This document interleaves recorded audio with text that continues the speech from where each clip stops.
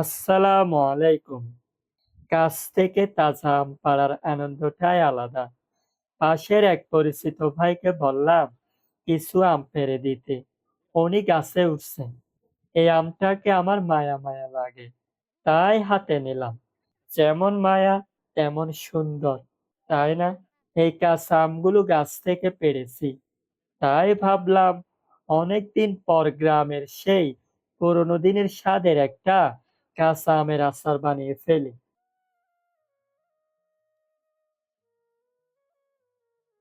আমগুলো ভালোভাবে ধোয়া হচ্ছে, এখন খোসা ছাড়িয়ে নেওয়ার পালা।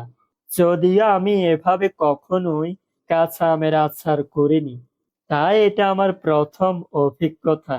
আমাদের গ্রামের ভাষায় যাকে বলে আমের লাস্তা। ক্যামেরাম্যান দুষ্টুমি করে বলছে একটা আম বালতির পানিতে ফেলতে দেখতে নাকি সুন্দর লাগবে, তাই ফেলে দেখলাম। ভালোই লাগতেছে। এই কাঁচা আমের খোসা ছাড়ানোর সময় যে একটা মিষ্টি ও টক গন্ধ বের হয়, তার সুবাসটাই অন্যরকম। মনে হয় যেন পুরো শৈশবটা লুকিয়ে আছে এর মধ্যে। ছোটবেলায় ফেলে আসা সেই দিনগুলোর কথা মনে পড়ে যায়। আম কষি করার এই কাজটা ছোটবেলায় আম্মুর পাশে বসে দেখতাম। তখন হয়তো বুঝিনি জীবনের এই ছোট ছোট মুহূর্তগুলো একদিন এত সুন্দর এবং মূল্যবান স্মৃতি হয়ে যাবে। আচারের আসল রহস্য লুকিয়ে থাকে এর মশলায়। পেঁয়াজ কুচি আর শুকনো মরিচ একসাথে হাত দিয়ে এভাবে মেখে নেওয়ার মজাই আলাদা।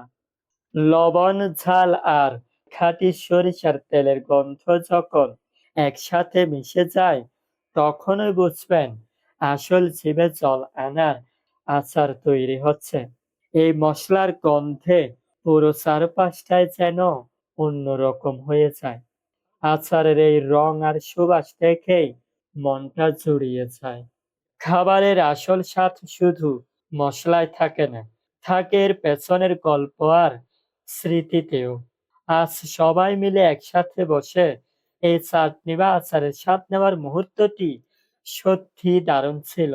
আমাদের গ্রামের এই সুন্দর মুহূর্তটি আপনাদের কেমন লাগলো অবশ্যই কমেন্ট করে জানাবেন।